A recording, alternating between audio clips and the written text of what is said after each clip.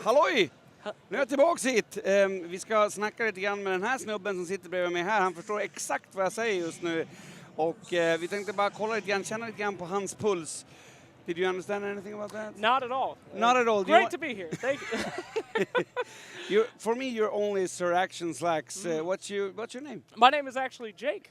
Jake? Or Jacob, yeah. Before the surgery, it used to be Candace. Okay. But I'm just But yeah. A lot of work has been done. The voice is still there, but the rest of it, we got it. You got me there. I'm sorry. So tell me a little bit about Jake. Jake, well, let's see. I started playing Dota 2 for the hats. I used to play Team Fortress 2. A buddy of mine during Dire Tide 1 said they're giving away free hats, and I was like, oh my god!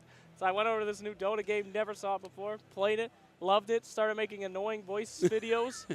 Because when you first start playing, everyone's so mean to you. Yeah, but definitely. They can't be mean to you if you're like, oh no, what am I doing? Like playing Gyro. So, and then after that, I mean, things just, people started watching it, and here I am. That's me. I just make annoying voices. That's all I do. Now, but you made a really fast trip, actually. Are you proud of yourself? Proud of myself? No, not really. I mean, I've destroyed the Dota community almost. Is that your feeling? That's it, yeah. I mean, I was actually hired by Riot to infiltrate and destroy the community from the inside. No, but I mean, I'm not really too proud of myself. I'm just a guy doing just dumb things that he loves and making a life playing the best game in the world. I mean, I feel like it's the community, it's luck, it's, I don't know. It's a hard question for me. I'm not good at that kind of stuff. Yeah, and that's the point of you being here. I'm going to put you on the edge. Perfect, perfect. That's what I'm after. No, but tell me a little bit more about Jake before the Dota 2. Oh, okay. Well, so I graduated from CU Boulder with a degree in neuroscience and psychology. I worked at a mental health institution for about 2 years with the chronically mentally ill. I went back to school for nursing, and I was making enough doing streaming and YouTube where I would be making more than if I finished my nursing degree. So I went back to work on that, and yeah, man, I've been pretty poor my entire life. I had my first job when I was 13 years old, working in the cafeteria, giving other kids pizzas. Had 2 jobs ever since. I waited tables for 8 years to put myself through college. Awesome, and you're a hard worker. I mean, work is what makes it happen, you know? So let's make a deal then. Okay.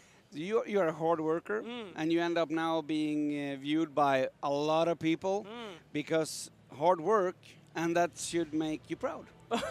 I suppose so. I mean, I don't know. It's just like something like this. A lot of people have worked very hard, and they just didn't luck into the right opportunity, the right moment to get there and get lucky with it. I mean, there's so many people that are casting like Tier 2 Dota things that do it every day. There's so many people in the back that do it every day. So as much as I would love to say, I'm proud of what I did, yes, I've accomplished something, I feel like that's when it ends. You say that after it's all over, like, look at all I've done. And is that like, it's like a jinx for you? Yeah, actually, yeah. I motivate myself by saying, like, you haven't done enough, you're not good enough, this is what you messed up on. I get it, I get it. So if I ever got there, it would be the end of me. Once I'm proud, if I ever say I'm happy with something, it will be my last event. You're done. You're right. No, but in my opinion, you can be proud, but still have like the actual idea that, okay, I was a little bit lucky on the way, but I'm proud of what I did.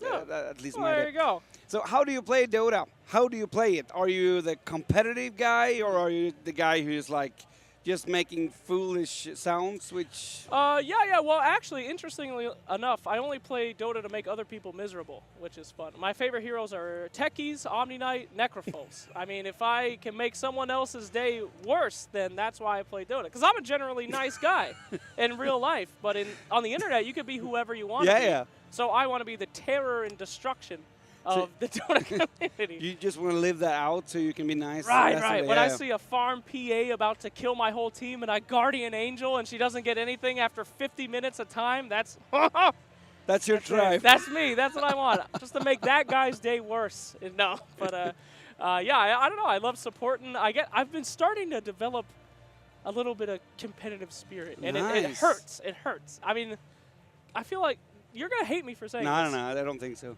But I feel like the more you know about Dota and the more you care about Dota, the less you enjoy playing it. Yeah, but I know exactly. Right. No, I give you 100% on that. Because, like, yeah, you always see yourself failing, and you're like, why don't I do this like Burrow? Why don't I do this? And then, oh, my teammate should be doing this. And I wish I could relive those old times of having no idea what I was doing. And just smashing around. Just smashing around. I can actually relate a lot to that because I was good at one point. And I'm so much worse now. And I see what I should do, and I know how I should do that, but I can't do it. Oh, God. You should watch my stream. I'm just angry. That's that's the only thing it's about. Just raging the whole time. Yeah. That's what we've become, sir. We have to embrace that. Yeah. But so let's still call you a little bit of a new face in the Dota 2 community, and I want to ask a question related to that. How is it to get in there? Because do you feel like people are like no, they don't want you here, or they feel like they are embracing you and taking you in? Actually, that's a super interesting question. And a lot of these very competitive markets, and that's exactly what it is from behind the scenes. Yes. I mean, you've got people that only a select few can do each job. Yep. So you would think that it would be very like, this new guy's trying to come in and butt me out, but that is just the opposite of how it is in the Dota community, at least my experience. Yeah. Every single person that I've met has been warm, welcoming, and helpful, giving you appropriate advice when you mess up and telling you what you're doing right, and it's actually, honestly, incredible. It feels like there's room for everyone, and that's something awesome. that makes this community so amazing. Yeah, because I have another view of it from a professional perspective, and back then it was really hard to like, even if you were good enough, as you spoke about this interviewing stuff and everything you do, to really get up there, it's kind of like you had to be accepted, first of all. It didn't matter if you were better than someone. If you're not accepted, then you can't go there. Right. So cool that you feel that was awesome. That's why you're so cheery and happy all the time. Well, in a way. I mean, there's something where it feels like you have to make it first. Like, you have to get specific events, and then once you're there, you're in, like, the boys' club, as they call it. So then it is a boys' club. Yeah, well, sorry, Shiver, but but I mean, this event is like that. Right. Yeah. Exactly. We call Damn, it, nice. we call it the sausage club. I don't mind. Hey, what are you gonna do? That's how it is. One question. Sure. When are you sad? When are you sad? Oh, when am I sad? Oh, Are you the kind of guy who goes to the hotel room and you're just a boring prick? yeah, man. After the event, I typically cry every night. I mean, what's there to be sad about? Dude? No, but I'm thinking you have this appearance of being almost like a cartoonish happy guy. Yeah. You're awesome in that sense. But from my experience, guys like that and like me, when we are like not working, then we are really not social. Are you like that? Well, that is a thing, though. I used to be extremely not social. Yeah. I used to be terrified of getting in front of crowds and all that, and it was this, in high school, you know, I was the guy who just worked a lot. I always put myself into my work and never do anything else, skip out on after parties and stuff, and I had to kind of almost trick myself into being the person that I wanted to be. Just like when I went to college, I got a job as a resident advisor. I don't know if you guys know what that is in Sweden. Yeah. But they're the guys in a college that like watches over the other kids and plans events, and it was something that I was not qualified for at all because I was very antisocial. I didn't talk to anybody.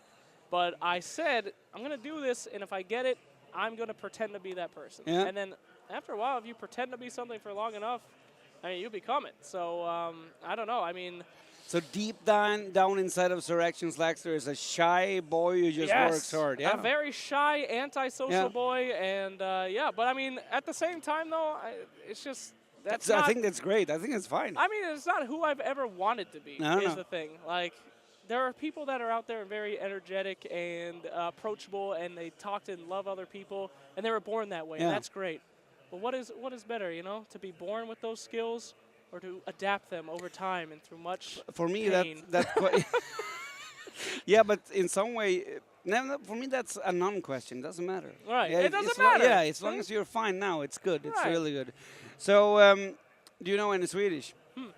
Do I know any Swedish? I should. I was over there for 7 weeks for Dream League. And you didn't learn anything? I didn't learn a damn thing. I wish I did.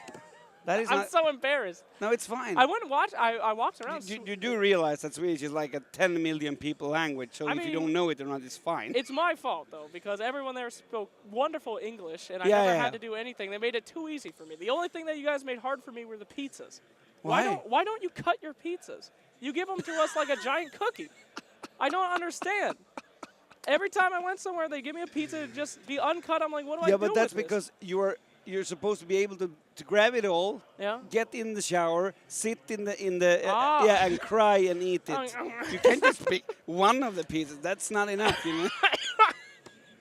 Actually, you can buy a what slicer. You can, but yeah. I asked the guy whenever I would get pizza, and he'd be like, no, you cut it. And I'm like, why? Please. That is actually very offensive. So to all the pizza men out I'm there, so sorry, get pizza real, men. man. I'm sorry. That was the weirdest thing. Although you guys do have this thing. It's like a coleslaw you eat before the pizza. Oh, my God. It good? We need some of that anywhere else. That I would just eat it like chips. Yeah, it's good. It's amazing, but sorry. No, I love it. I love it. Tangents. I know that you are really busy here, but I just wanted you to like, we can end this with you telling me something you know about Sweden which you don't think any or all the English viewers know. Whew, something to tell you about Sweden that no one else knows. Okay, I'll tell you something that no one else knows. A lot of people think that Swedish people are a bit reserved or very, put together, and, because you guys are all, the thing about you guys is that you're all beautiful, and I think it's like the food and stuff, but over there, but you guys are all very handsome. The women are good, the men are good. And you would think that you guys would be uptight. That's what I thought, is that when I went over to Sweden, there would be a lot of uptight people, but nowhere else in the entire world have I ever been. Every single meal, somebody would come over that I didn't know and be like, hey, how you doing? And talk to me. And it was the weirdest thing in the world. So something that not a lot of people know about Sweden is just one of the most involving countries I've ever been to. People just strike up a conversation with you as soon as they hear your voice and talk to you. Maybe it was being not from Sweden. Could be. Nah, I think it was, maybe that's awesome that you have that feeling. I mean, it just felt like it was like a community. I don't know. Like an entire country as a close-knit community is what I got from Sweden. But wow, that's nice. That's nice. You also, you flirted a lot with our Swede viewers now. That's good. Oh. No, but that's a cool thing. That's a cool. I mean, you're such a positive guy, man. Well, no, not really. I actually hate myself. But no, I'm just kidding. But no, it's something you don't get in America because everybody's like a little bit like they'll say hello to you, but then they'll shuffle off away. Like a Swedish dude, when you say hello, they will have a conversation. They will want to know about you, and it's just but cool. Unless he doesn't even respond, he just walks away. Right. Unless they're like the crazy people. Hey, this was really awesome to have you here. Anytime, man. Really awesome. Been a big fan of your stuff for a long time. Your guys' channel and everything that you've done, the rise that you did, especially getting to Shanghai. So this is an honor for me. No, this is my honor. Okay. We fight about it. Vi kommer tillbaks om en liten stund. Då är det lite mer match LGD mot Vici Gaming. The sky's the limit, I think.